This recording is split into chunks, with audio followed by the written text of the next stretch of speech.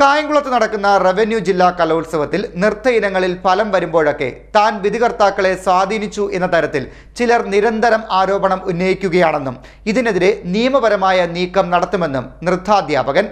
ഭരതനാട്യം, മോഹിനിയാട്ടം എന്നീ ഇനങ്ങളിൽ തന്റെ വിദ്യാർത്ഥികളാണ് ഒന്നാം സ്ഥാനം വാങ്ങിയതെന്നും ഇതോടെ ചിലർ തനിക്കെതിരെ പേര് പറഞ്ഞുകൊണ്ടുള്ള ആരോപണം ഉന്നയിക്കുകയാണ് ചെയ്തതെന്നും നൃത്താധ്യാപകനായ അഖിൽ കൃഷ്ണൻ RLV പറഞ്ഞു.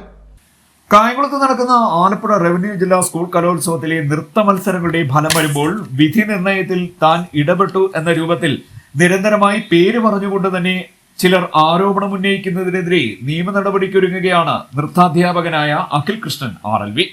നൃത്ത ഇനങ്ങളുടെ ഫലം വരുമ്പോൾ താൻ വിധികർത്താക്കളെ സ്വാധീനിച്ചിട്ടുണ്ടെന്ന് പലരും അനാവശ്യമായി ആരോപണം ഉന്നയിക്കുകയാണെന്ന് അഖിൽ കൃഷ്ണൻ പറയുന്നു.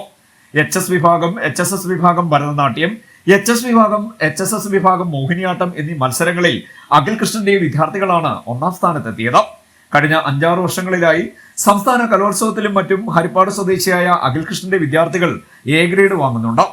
കായംകുളത്ത് ഓരോ നൃത്ത ഇനങ്ങൾ കഴിയുമ്പോഴും ഒന്നാം സമ്മാനം ലഭിച്ച വിദ്യാർത്ഥികളുടെ പ്രകടനം നിലവാരമില്ലാത്തതായിരുന്നുവെന്നും അഖിൽ കൃഷ്ണൻ വിധികർത്താക്കളെ സ്വാധീനിച്ചതുകൊണ്ട് ഒന്നാം സ്ഥാനം ലഭിച്ചതാണെന്നും ഒരു കൂട്ടം ആളുകൾ നിരന്തരമായി പറയുകയാണെന്നും ഇക്കാര്യങ്ങൾ തെളിയിക്കാൻ അവർ തയ്യാറാകണമെന്നും അഖിൽ കൃഷ്ണൻ പറഞ്ഞു.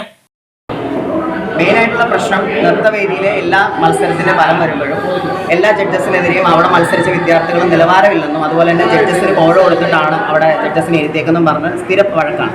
അത് തന്നെയാണ് ഇന്ന് സംഭവിച്ചത്. ഇവിടുത്തെ HS Bharatanatyam, HS Mohiniyattam, HSS Bharatanatyam, HSS Mohiniyattam ഇങ്ങനെ 4 നൃത്ത ഇനങ്ങൾക്കും എൻ്റെ വിദ്യാർത്ഥികൾക്കാണ് ഫസ്റ്റ് വന്നിരിക്കുന്നത്. സാറിന്റെ പേരെന്തോ? അഖിൽ കൃഷ്ണൻ RLV എന്നാണ് എൻ്റെ പേര്. ഞാൻ ഹരിപ്പാട് സ്വദേശിയാണ്. കഴിഞ്ഞ 5-6 വർഷം കൊണ്ട് എൻ്റെ കുട്ടികൾ സ്ഥിരമായിട്ട് സംസ്ഥാന കലോത്സവത്തിൽ പങ്കെടുക്കുകയും അവിടെ A ഗ്രേഡ് വാങ്ങിക്കുകയും ചെയ്യുന്നതാണ്. ഈ വർഷം തന്നെയാണെങ്കിലും അപ്പീലോട് കൂടി വന്ന പല കുട്ടികളും ഇവിടെ സ്ഥാനത്തിന് അർഹത നേടിയിട്ടുണ്ട്.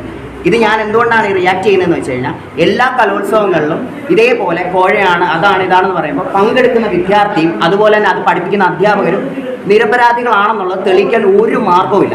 മീഡിയ പോലും നിൽക്കുന്നതെന്ന് പറഞ്ഞാൽ അവിടെ നടക്കുന്ന വഴക്ക് മാത്രമേ റിപ്പോർട്ട് ചെയ്യുന്നുള്ളൂ. അപ്പോൾ അതുകൊണ്ട് മാത്രം ഞാൻ റിയാക്ട് ചെയ്യുകയാണ്. എൻ്റെ പേരിൽ ഇപ്പം നടന്നുകൊണ്ടിരിക്കുന്ന കലോത്സവത്തിൽ 1% ഞാൻ അതിനകത്ത് കൈ കടത്തിയിട്ടുണ്ടെങ്കിൽ ഇന്ന് കിട്ടിയിരിക്കുന്ന എല്ലാ റിസൾട്ടും ഞാൻ തിരിച്ചു കൊടുക്കാനും അതുപോലെ തന്നെ ഈ കലാരംഗം തന്നെ വിടാനും ഞാൻ തയ്യാറാണ്.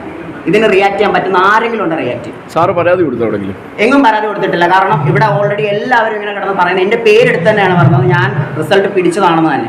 അപ്പം അതിനുള്ള പ്രൂഫ് കൊണ്ടുവരാതെ എനിക്കും പറ്റത്തില്ല. ഇല്ലേ ഞാനും നിയമപരമായിട്ട് തന്നെ മുന്നോട്ട് പോകാൻ തയ്യാറാണ്.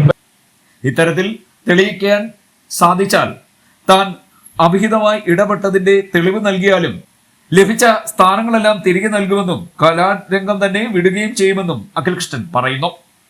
അല്ലാത്ത പക്ഷം നിയമ നടപടി നേരിടേണ്ടി വരുമെന്നും അഖിൽ കൃഷ്ണൻ വ്യക്തമാക്കുന്നു.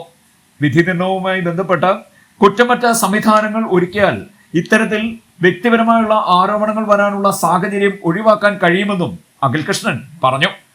CDNet news, Kayamkulam.